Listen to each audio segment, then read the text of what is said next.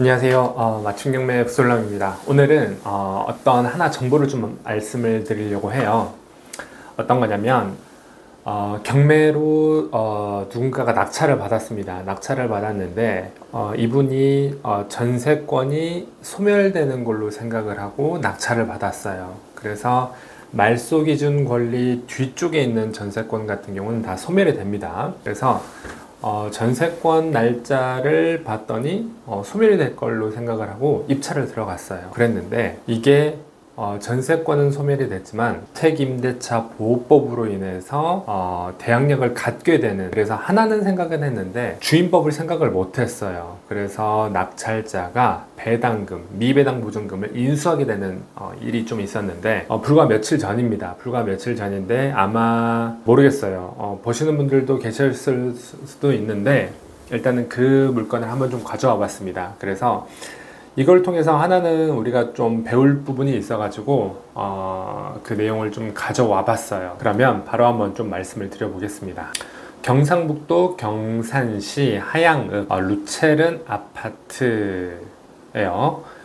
이게 이제 보시면 아시겠지만 마른 아파트긴 한데 세대수도 적어요. 세대수도 적고 나홀로 아파트다 보니까 아파트라고 뭐 보기에는 그렇습니다만 명칭 자체가 세대수가 일정 세대가 넘어가면 아파트라고 불려요. 현재 아파트긴 해요. 아파트긴 하지만 세대수가 많진 않다. 한 동이고. 그래서 이 물건인데 한번 제가 차근차근 말씀을 좀 드려볼게요. 사건 번호가 22타경 2025, 그리고 소재지가 앞서 말씀드렸던 것처럼 경상북도 경산시 하양읍 금랑리 루체른 아파트 한동 2층에 203호예요. 전용으로 따져보면은 24평, 25.52평이니까 그냥 우리 일반 아파트 한 33평, 34평 정도로 생각하시면 될 것 같습니다. 좀 차이는 있을 것 같은데 그렇게 생각을 하시면 되고,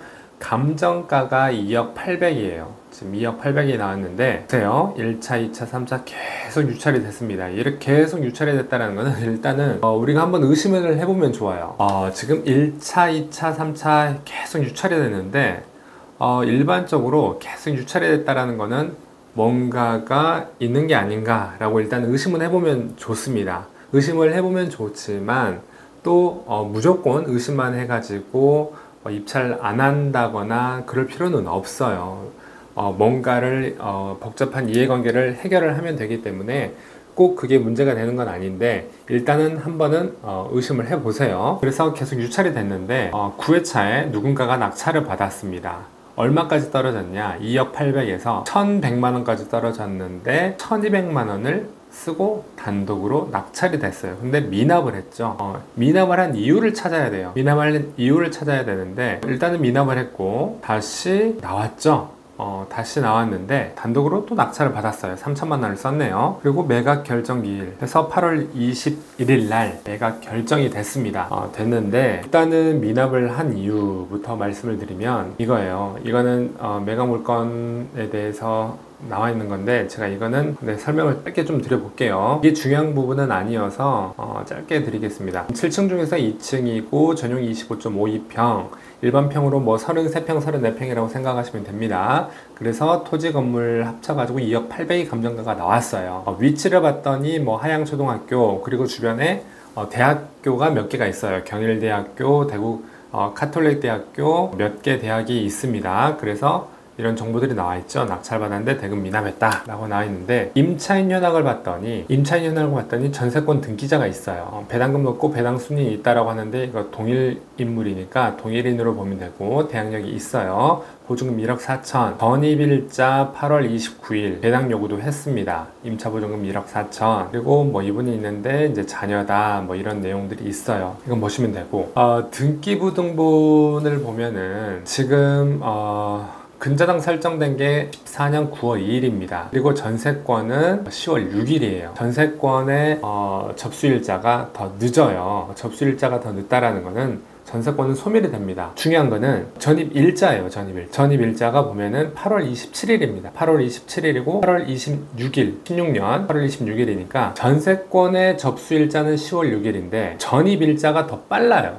전입일자가 더 빠르다라는 거는 대항력을 갖는다라는 거죠. 근저당 설정 기례보다는. 그렇게 따져보면은 지금 뭐가 있는 거예요? 대항력이 있는 거죠. 대항력이 있는 건데 전세권의 접수일자가 근저당보다 뒤쪽에 있으니까 소멸이 된다라고 하고 난 인수할 게 없다라고만 생각을 해버린 거예요. 그러니까 접수일자만 보고 전입신고한 이 기간을 빼먹은 거죠. 지금 이거를 못 본 거예요. 그래서 제 느낌에는 그렇습니다. 이게 전세권의 접수일자만 보고 임대차 계약에 전입신고한 그 날짜를 확인을 제대로 못한 것 같아요. 이거는 안 보고 이것만 보고 그냥 입찰을 한 게 아닌가 싶습니다. 그래서 매각기를 나오고 다 뭐 낙찰은 받는다라고 나오는데 인수예요, 인수. 등기부등본 이것만 자세히 보셨어도 아마 입찰 안 들어가는 게 맞다라고 판단을 하셨을 겁니다. 지금 등기원인 접수 이렇게 날짜가 나와 있는데 설정 계약, 전세권 같은 경우는 설정 계약도 있겠지만은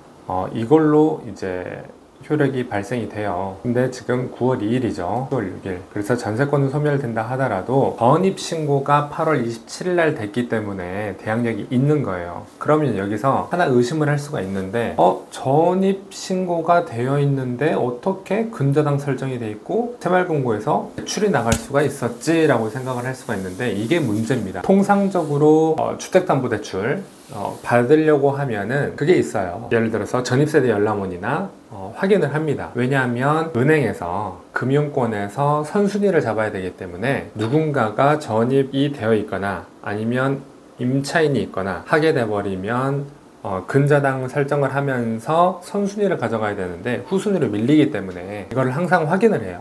확인을 하는데 지금 이거 같은 경우는 제대로 제 느낌상 확인을 안 한 게 아닌가 싶습니다. 그러니까 나중에 배당을 보면은 새마을금고 같은 경우는 밀려요, 순위가. 그래서 배당도 많이 못 받아갑니다. 이런 경우가 생겨요. 그리고 이거 같은 경우는 물건 송달 내역을 보면은 그게 있어요. 당해세가 있어요. 당해세가 있기 때문에 당해세가 먼저 배당을 받고 나서 순서에 따라서 진행을 하다 보면은 밀립니다. 그리고 이거 같은 경우는 당연히 미배당 보증금을 낙찰자가 줘야 되는 거고요. 그러면은 지금 3천만 원에 낙찰 받았는데 1억 4천만 원 보증금을 토해내야 되니까 이거를 만약에 인수를 진짜로 등기를 친다라고 하면 이 아파트를 얼마에 사는 거예요? 1억 7천에 사는 거죠. 그렇게 되는 경우가 있습니다. 감정평가서 이거는 특별하게 안 해도 될 것 같고요.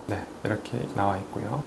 이거를 확인을 했었어야 했어요. 전입신고 일자. 심지어 매수 시점 보증금도 20%를 냈을 텐데 하지만 그래도 금액이 워낙에 많이 떨어져 있어서 입찰 보증금이 크진 않았어요. 한 300만 원 정도 되겠네요. 20%니까 이거 포기해야죠. 인수할 수가 없습니다. 그래서 이 내용을 좀 한번 말씀을 드리려고 했고 이건데 과거에 지금 최근에 이렇게 거래가 된 이력들은 없습니다. 이력들은 없는데 14년대에 지어졌죠. 그래서 1억 9,500 아마 이 정도 금액에 분양을 하지 않았나 싶어요. 한 2억 가까이 정도 금액으로 그 정도 금액으로 분양을 하지 않았나 싶습니다. 1억 9천, 1억 9,500. 지금 제가 여기 같은 경우는 거래가 많지도 않아요. 많지도 않은데 확인을 해보니까 매매로 나와 있는 물건들이 있긴 합니다. 있긴 한데 보시면 2억 1천, 1억 7천 300도 나와 있는데 전세 1억 5천 500 거래는 안 되는 것 같아요. 안 되는 것 같고 워낙에 세대수도 적거니와 많이 떨어져 있어서 거래가 된다라고 아니면 어떤 투자의 목적이다 라고 보기도 저는 개인적으로 어렵다고 생각을 해요. 근데 제가 오늘 말씀을 드린 거는 등기부등본을 꼼꼼하게 잘 살펴봐야 됩니다. 이게 말소기준권리를 찾는 것도 중요한데요. 말소기준권리를 찾는 것도 중요한데 임대차, 그러니까는 전입신고 이런 부분이 상당히 중요해요. 그래서 이게 만약에 이거 같은 경우도 전세권의 어떤 접수일자를 따져보면은 근저당보다 뒤쪽이긴 한데 전입신고가 먼저 돼 있기 때문에 주택임대차 보호법에 의해서 대항력은 생기고 그러면 미배당 보증금에 대해서 낙찰자가 줘야 되는 거예요. 그렇기 때문에 이런 부분들을 꼼꼼하게 좀 살펴보셔야 됩니다. 그래서 이 부분을 한번 좀 말씀을 드리고 싶었어요. 그러면 제가 또 다음에 다른 이야기로 인사를 드리겠습니다. 감사합니다.